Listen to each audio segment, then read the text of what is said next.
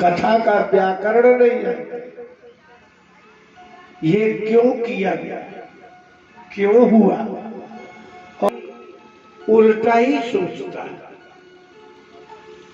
या फिर सोचता ही नहीं। भगवान की जितनी भी क्रियाएं हैं वो इस मृत्यु लोक में हुई और आप जैसे आज आपके बालक आए आदित्य नाम है,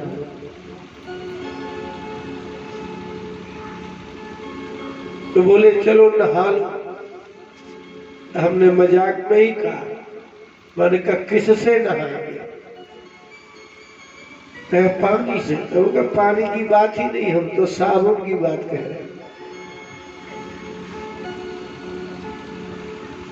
हम कुछ कहें और कोई हमारे अभिप्राय को समझ जाए, ये बहुत कठिन काम है।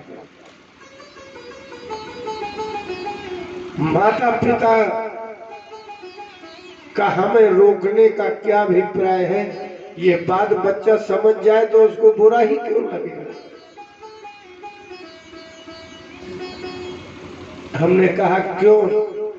तो बोले साबुन से गुरुवार को नहीं नहाना चाहिए। तो आदित्य ने कहा कि ये गुरुवार को साबुन से नहीं नहाना चाहिए, मगर कौन कह रहा है? बोले यही सब कह रहे हैं। इनकी बात उसको माननी पड़ेगी, क्योंकि उसने कहीं पढ़ा ही नहीं है, कहीं लिखा ही नहीं है, ठोस ज्ञान नहीं है। इसलिए जब अपने को ज्ञान नहीं होता ना, तो ये भी बात नहीं आप दमदारी से कहते कि नहीं नहीं ऐसा ही लिखा है, ऐसी जगह पर कहा गया। तो सुनी सुनाई बात में भी दम नहीं होता है। आप मजबूती नहीं पकड़ पाए, समझा नहीं पाए, हमको कह नहीं पाए। इसलिए कहते हैं कि बिना प्रमाण के, बिना देखे, बिना लिखे आप जान ही नहीं सकते। और यदि आपने सुनी सुनाई बात मान ली है तो एक ना एक दिन चार आदमी में जब प्रमाण मांगा जाएगा तो आपके पास होगा नहीं। बोले लोग कह रहे थे, तो लोगों का क्या, ऐसे तो तुम्हारे जैसे जो लोग हैं। ज्ञान कहते ही उसे है कि जिसमें इतना आत्मविश्वास हो कि पूरा संसार भी कहे तो भी हम उस बात को नहीं मान सकते, गलत हो। आपको ज्ञात हो गया है कि ये गाय है, अब पूरा विश्व कहे मिलकर के कि ये गाय नहीं है, तो भी आप अडिग रहे, इसका नाम ज्ञान है। अब आपने मान लिया कि कुछ लोग कह रहे थे तो भैंस है, आगे पहुंचे तो पता चला कि नहीं नहीं वो तो गाय ही थी। तो जितने दिन आप गाय मानते रहे वो भी गलत, असंदेह में नहीं रहे, संदेह में रहे। इसलिए ज्ञान उसे नहीं कहते जिसमें संदेह हो, ज्ञान उसे नहीं कहते जिसमें दृढ़ता न हो। ज्ञान कहते ही उसके हो पूरा संसार एक तरफ और हम एक तरफ।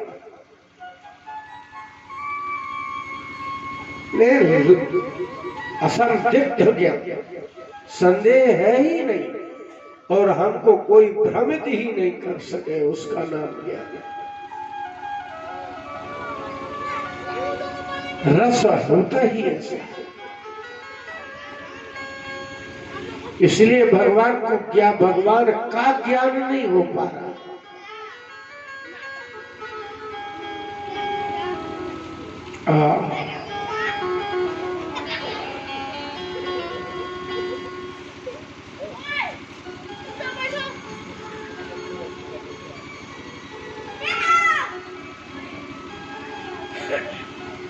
सुखदेव जी राजा परीक्षित को जो कथा सुना रहे हैं उसमें ये दृढ़ कर देना चाहते हैं कि पूरा संसार ही गलत है। ज्ञान की प्रथम शिक्षा है कि संसार झूठा है। आप जब जाएंगे तो आपको सबसे पहले यही बताया,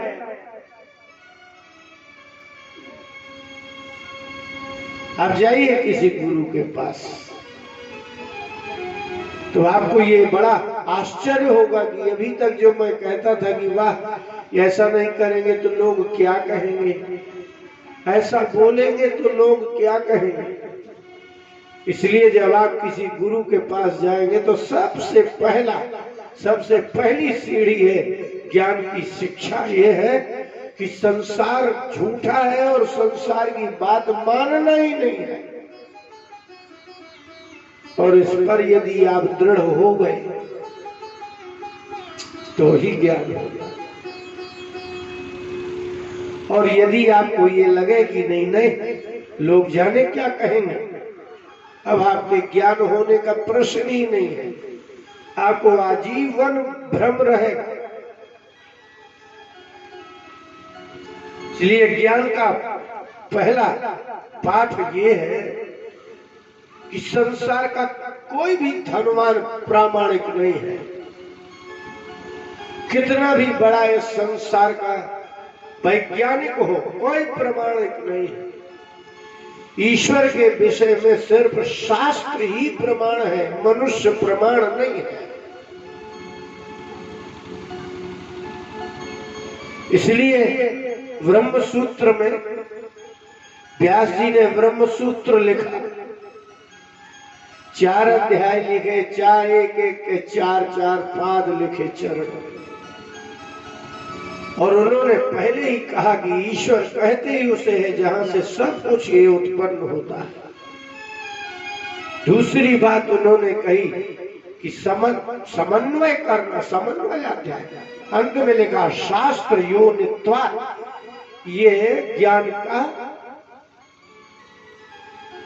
प्रथम है कि आप संसार को बिल्कुल संसार की नहीं माननी है। और जब आप संसार की नहीं मानते तो समझ लीजिए आप ज्ञान की बिल्कुल मार्ग में खड़े हैं। संसार को नहीं मानना, संसार की नहीं मानना, ये ज्ञान का प्रथम सिद्धांत है। और दूसरा सिद्धांत है कि शास्त्र में जो लिखा है वही सत्य है। इसलिए सूत्र का लिखा व्यास जी ने शास्त्र योनित्वात्, जैसे मनुष्य योनि कहते हैं ना आप लोग, 84 लाख योनि, योनि क्यों कहते हैं? क्योंकि आप वहां से उत्पन्न होते हैं। ऐसे ही भगवान को शास्त्र योनि कहते हैं। भगवान शास्त्र से ही प्रकट होंगे, किसी व्यक्ति के कहने से भगवान की सत्ता का संबंध नहीं है। इसलिए पहले शास्त्र पर श्रद्धा विश्वास चाहिए, फिर हम जिस गुरु के पास गए हैं वो शास्त्रज्ञ होना चाहिए। वो अपनी बात नहीं बताएं, पहले शास्त्र की ही बात बताएं। इसलिए तुलसीदास जी ने प्रारंभ से और अंत तक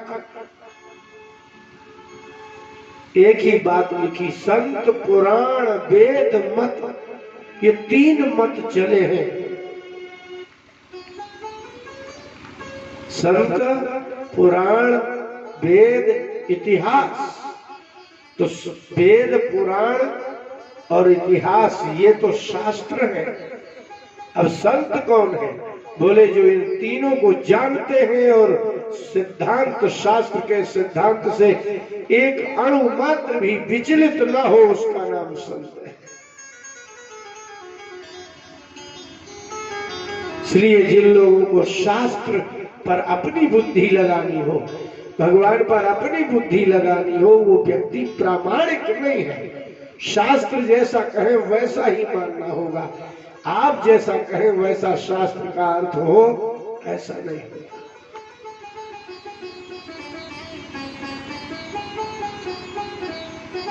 गोपियों के जीवन में भगवान के प्रति प्रत्यक्ष है, वहां शास्त्र की बात ही कर। अब शास्त्र चाहिए। और गोपांगनाओं का काल भगवान का प्रत्यक्ष काल है,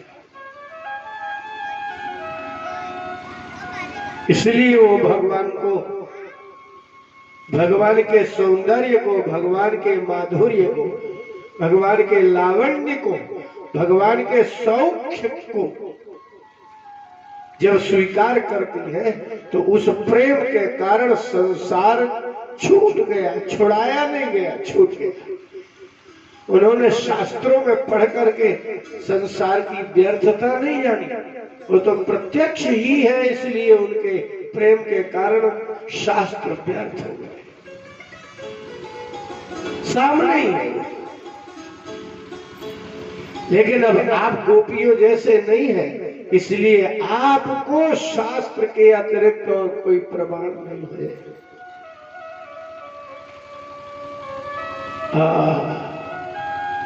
प्रत्यक्ष में प्रेम होगा तो अनुमान की आवश्यकता नहीं। फिर क्यों अनुमान लगा?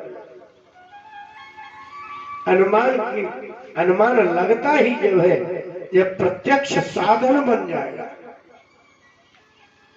जो वस्तु हमको नेत्रों से नहीं दिखती, जैसे कहीं अग्नि जलती हुई दिखे, अग्नि को जलते हुए आंखों से देखेंगे तो अनुमान थोड़ी लगाएंगे, फिर तो है ही प्रत्यक्ष कि ये अग्नि है। लेकिन धुआं ही उठ रहा हो, आग न दिख रहा हो, तो धुआं को देख करके अब अग्नि का अनुमान होगा। लेकिन जलते हुए प्रज्वलित अग्नि में कोई कहे कि अब यहाँ अनुमान लगाए, और अनुमान की बात ही। इसलिए पाप ताप का नाश करने वाले मोक्ष प्रदाता भगवान श्री कृष्ण प्रत्यक्ष आंखों के सामने है, वहां शास्त्र की बात ही कहा, शास्त्र की कोई चर्चा नहीं। वो काल कैसा होगा, जैसे आज आपके सामने अग्नि प्रज्वलित हो और कोई अनुमान की आवश्यकता न हो, न किसी उपमा देने की आवश्यकता। उपमा की भी आवश्यकता तब पड़ती है कि एक वस्तु का दर्शन न किया हो और उसके ही जैसी दूसरी वस्तु हो तो बता दिया जाए। किसी कोई पूछे कि गाय तो जानते हो? बोले हाँ। बोले गवय देखा है? नील गाय देखी? बोले वो नहीं देखा कभी। बोले तो बस गाय के जैसा ही होता है। तो नील गाय नहीं देखा, लेकिन गाय के जैसा है, तो गाय को देख के आप लगाएंगे, इसलिए उसको उपमान कहते हैं। उपमा का बताई जाएगी कि गाय के जैसा नील गाय होता है। शब्द प्रमाण भी वही प्रयोग किया जाएगा, ऐसा लिखा हुआ है वेद में। कब? जब भगवान आपके सामने नहीं है तो कहेंगे कि शब्द प्रमाण है, वेद कहते हैं कि ऐसा है तो है। इसलिए प्रत्यक्ष प्रमाण कोई वस्तु का नेत्रों के सामने हो जाना, अगर ऐसा है तो अब ना तो किसी उपमा की जरूरत है, उपमान प्रमाण की आवश्यकता नहीं है, और ना ही अनुमान की जरूरत है, और ना ही किसी वेद पुराण के शब्दों की शब्दज्ञ की आवश्यकता है। किसी की जरूरत ही नहीं है। इसलिए श्री कृष्ण भगवान है, गोपियों को इससे कोई लेना देना नहीं है, लेकिन कृष्ण हमारे हैं और हम कृष्ण के हैं, बस इतना ही हो गया। क्यों? वो प्रत्यक्ष के कारण। इसलिए किसी काल की खंड की चर्चा आप कर रहे हैं। अब आप भगवान कृष्ण की चर्चा और गोपांगनाओं की चर्चा करेंगे तो आपको अब आवश्यकता है शास्त्र की। अब भागवत का प्रमाण आप देंगे, गोपियां क्यों प्रमाण देंगी? ये नंद का पुत्र है, उनके आगे तो पैदा ही हो गए। इसलिए जिस क्षण जिस काल में ईश्वर प्रत्यक्ष हो जाए उसमें उपमान अनुमान शब्द अर्थात वेद प्रमाण भी व्यर्थ है। इसलिए गोपियों के नेत्रों के सामने कृष्ण है, हाँ, ये बात अलग है, वो ये नहीं जानती कि कृष्ण भगवान है। कृष्ण भगवान है ये बात गोपियां नहीं जानती, लेकिन उनकी मणि सदृश प्रतीति थोड़ी है। जैसे पतंगे मणि को दीपक समझ के भले ओढ़ करके चले जाएं, लेकिन पतंगों को मणि ही प्राप्त होगी, दीपक नहीं प्राप्त होगा। इसलिए भगवान को भले वो कृष्ण नहीं माने और कृष्ण को भगवान ना माने, लेकिन कृष्ण के विषय में जो अखंड प्रीति है तो भगवान ही गोपियों को मिलेंगे, क्योंकि कृष्ण भगवान ही है। कृष्णस्तु भगवान स्वयं।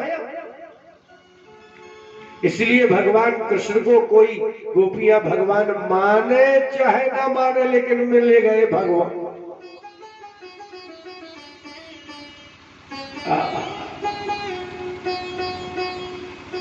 और एक दिन गोपियों ने ये किसी ने बताया कि आप तप करिए तो तपस्या से मिल जाएंगे। जिसको प्राप्त करना है वो सामने है, लेकिन इसके बाद भी पति है, पुत्र है, परिवार है, वो विघ्न है। प्रत्यक्ष में भी विघ्न है तो फिर अनुमान में तो विघ्न होता ही है। आज अगर भगवान की भक्ति करने लगे ना, मीरा करने लगी तो पूरा संसार विघ्न हो गया। तो जिस काल में गोपांगनाएं कृष्ण से प्रेम कर रहे थे तो तभी तो विघ्न ही था। तभी उनके पति रोकते थे, उनके पुत्र रोकते थे।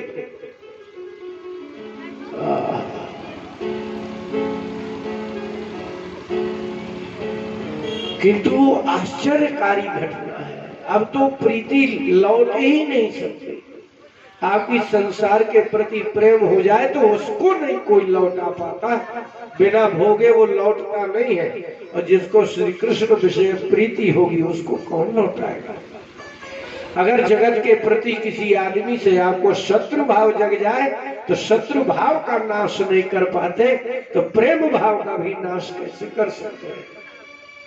इसलिए मनुष्य के हृदय में जो भी भाव जागृत होता है वो पराधीन हो जाता है, वो अपना स्वभाव ही नहीं बदल सकता। भाव कैसे बदल सकता है, बदलता ही नहीं। इसलिए किसी को संसार के प्रति अखंड अविच्छिन्न प्रेम है।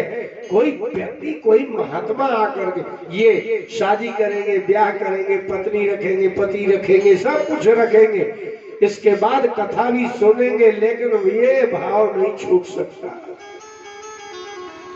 इसलिए जगत भाव का त्याग करना बहुत कठिन है।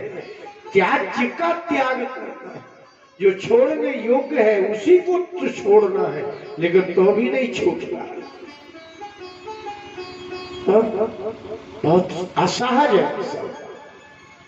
माने जो भाव त्याज्य है त्यागना ही चाहिए, आप उसको नहीं त्याग सकते। तो नया भाव कहां से ला सकते हैं। तो जो त्यागने में बलवान नहीं होता वो किसी चीज को पकड़ने में भी बलवान नहीं होता। यदि आप संसार को नहीं त्याग सकते, असमर्थ है, तो फिर समझ लीजिए भगवान की भक्ति करने में भी आप असमर्थ ही है। क्योंकि बलवत्ता तो बलवत्ता है ना, शक्ति तो शक्ति है ना। जिस चीज को आप छोड़ने में शक्ति नहीं है, जब आप उठने बैठने में शक्ति नहीं, चलने में भी कहां से अलग से कोई शक्ति थोड़ी आएगी। इसीलिए शक्ति 50 प्रकार की नहीं होती। यदि आप बैठे हो और उठने की शक्ति नहीं है तो समझिए चलने की भी नहीं है। कुल मिला के आप कुछ करने की ही नहीं है ही नहीं है शक्ति।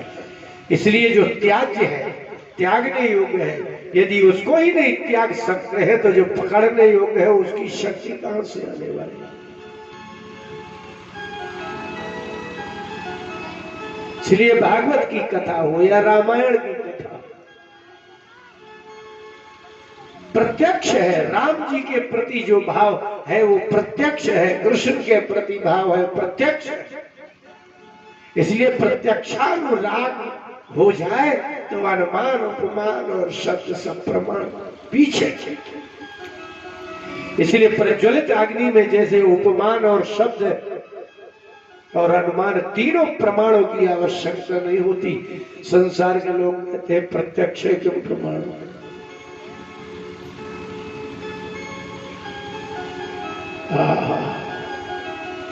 इसलिए गोपांगनाओं को सहज प्रीति है भगवान में, अब आप नहीं कर सकते सहज प्रीति, दिखता ही नहीं है। इसलिए अब आपको शास्त्र प्रमाण मानना होगा, सदगुरु प्रमाण मानना पड़ेगा। शास्त्रज्ञ ब्रह्मनिष्ठ ब्रह्मवेत्ता यह गुरु ही आपके लिए प्रमाण है, और शास्त्रज्ञ ब्रह्मनिष्ठ ब्रह्मवेत्ता के लिए शास्त्र प्रमाण है। गोपियों को वृंदा सखी ने बताया, ऐसा गोपाल चंपू में लिखा है। जीव गोस्वामी जी ने कहा कि एक दिन वृंदा, जिसको आप वृंदावन कहते हैं, उस वृंदा सखी ने आकर के कहा कि यदि गोपियों कृष्ण ऐसे मिलेंगे नहीं, उपासना